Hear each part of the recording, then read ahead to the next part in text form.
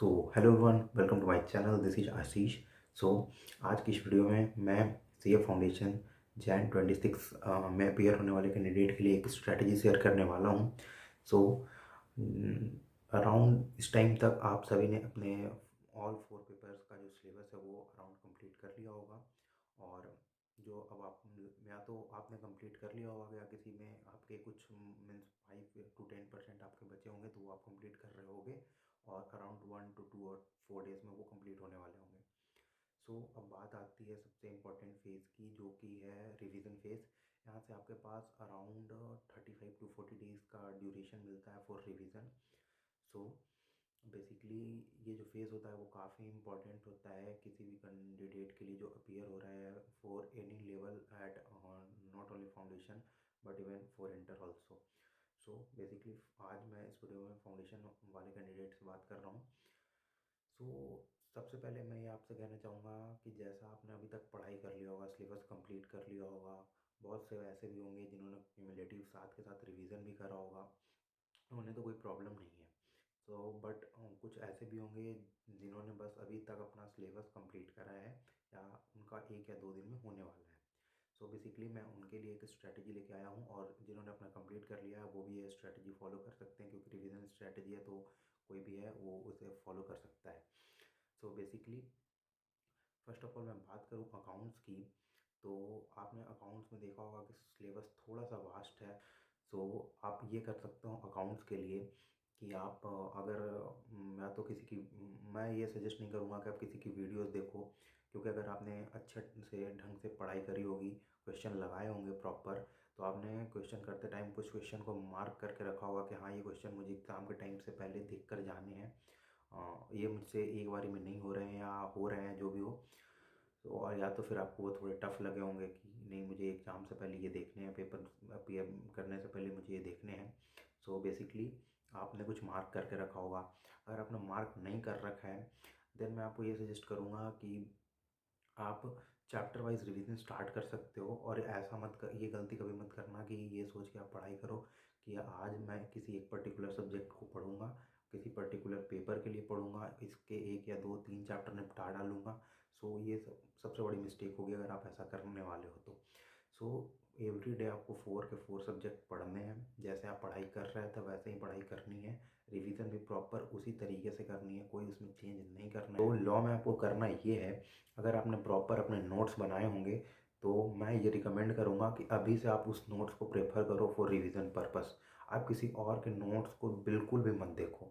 आपने जो नोट्स बनाए हों बिल्कुल सही होंगे और 100% वो आपके लिए रेलिवेंट होंगे, पेपर के लिए रेलिवेंट होंगे। आपने जिस भी टीचर से पढ़ाई करी होगी उन्होंने सही नोट्स बनवाए होंगे आपसे, क्योंकि और इस टाइम पे सबसे बड़ी दिक्कत ये होती है कि बच्चे जो हैं वो आके मीन्स जिनसे उन्होंने पढ़ाई करी है उनका कंटेंट छोड़ के वो बहुत सारे वाईटी पे अलग अलग टीचर्स के पास शिफ्ट होते हैं, या तो फिर वो वीडियोस देखने लग जाते हैं कि ये टीचर ने ऐसे करवा दिया है, ये इजी होगा, इसकी इतने ड्यूरेशन में इतना कवरेज है।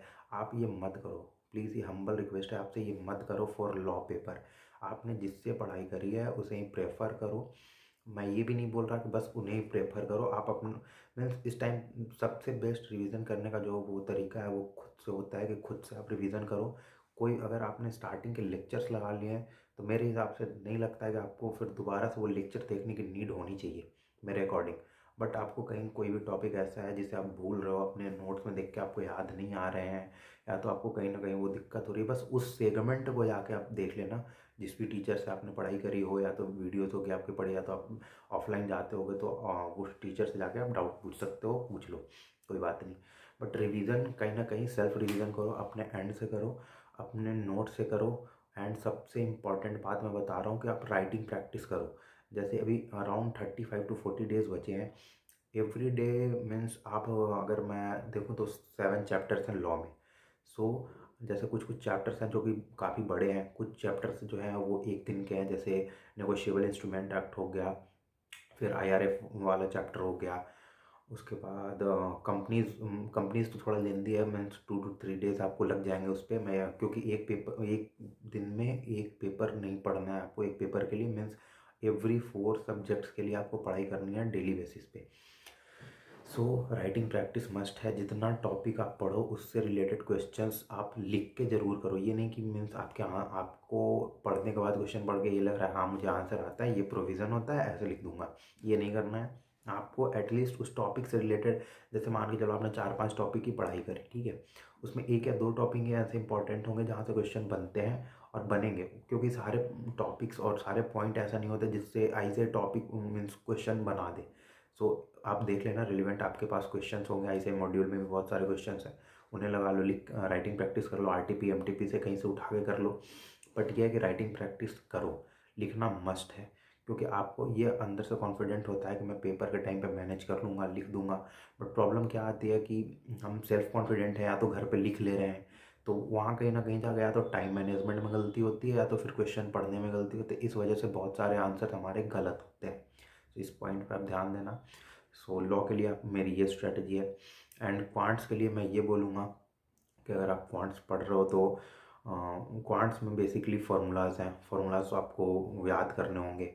अगर आपने याद कर रखे हैं तो आपको कोई बात नहीं, बस उसे वो आपके नोट्स होंगे, या तो आप कहीं लिख रखा होगा आपने, या तो आपके टीचर्स ने आपको नोट्स दिए होंगे, वहाँ से आप उसे रिवाइज़ करो, चैप्टर वाइज क्वेश्चन लगाओ। मैं इससे बे कोई नहीं हो सकता फॉर क्वांट, क्योंकि ICI कोई ये नहीं बोल सकता कि ICI का जो क्वांट का भी पेपर, जैसा मैंने देखा है मे अटेम्प्ट में भी पेपर था, पहले LR का पोर्शन सब बोलते थे स्कोरिंग होता है फॉर नॉन मैथ्स और मैथ्स बोथ के लिए, बट ऐसा नहीं है।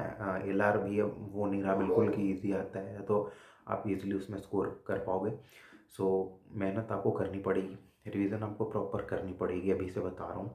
उसके बाद रही बात इको की, तो बहुत से लोग होते हैं जो इको याद करने बैठ जाते हैं। तो बेसिकली इकोनॉमिक्स बिजनेस इको ऐसा पेपर है, वो MCQ बेस्ड पेपर है पहले तो, उसमें कुछ लिखने विखने का चक्कर है नहीं।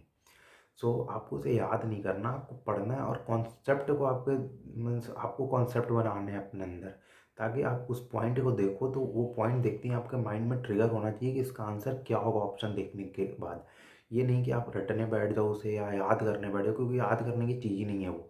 नए पेपर वो हमें लिख के वो सबमिट करने हैं, वो MCQ बेस्ड पेपर होना है। सो मेरी रिक्वेस्ट ये है कि आप इको में रीडिंग लगाओ, ज़्यादा से ज़्यादा रीड करो, चैप्टर को रीड करो, ICI मॉड्यूल से रीड, अगर आपने अल्टरनेटिव बुक से कहीं से पढ़ाई करी है या तो फिर किसी के नोट से पढ़ाई करी है, तो मैं ये रिकमेंड करूँगा आप एक बारी एटलीस्ट ICI मॉड्यूल को ज़रूर पढ़ लेना, ताकि क्योंकि ICI जो है ना वो किसी भी लाइन को उठा के एक क्वेश्चन फ्रेम कर देगा इको में। सो बेसिकली अगर आपने मॉड्यूल ढंग से पढ़ रखा होगा, 100% आपने मॉड्यूल कवर कर रखा होगा, तो उससे बाहर से पेपर नहीं बनना है, ये मैं बता रहा हूँ। And one more thing for business eco, कि आप ज़्यादा से ज़्यादा क्वेश्चन की प्रैक्टिस करो, MTP लगाओ, RTP लगाओ, प्रीवियस ईयर क्वेश्चन पेपर देखो, किस टाइप के क्वेश्चन, किस लेवल के क्वेश्चन बन रहे हैं वो देखो। सो आप वहाँ से वो कर सकते हो। अगर आपको और कोई भी दिक्कत आ रही हो किसी पेपर को लेके, तो प्लीज़ आप कमेंट बॉक्स में ज़रूर बताएं, मैं उससे रिलेटेड जो भी मैं आपको गाइडेंस प्रोवाइड कर पाऊँगा तो मैं बिल्कुल हेल्प करूँ।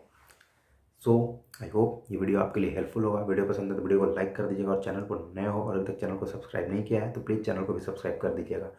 सो चलिए इसी के साथ इस वीडियो को एंड करते हैं, मिलता हूँ आपसे नेक्स्ट वीडियो में। सो तब तक के लिए till then take care, bye bye and see you in the next video, bye.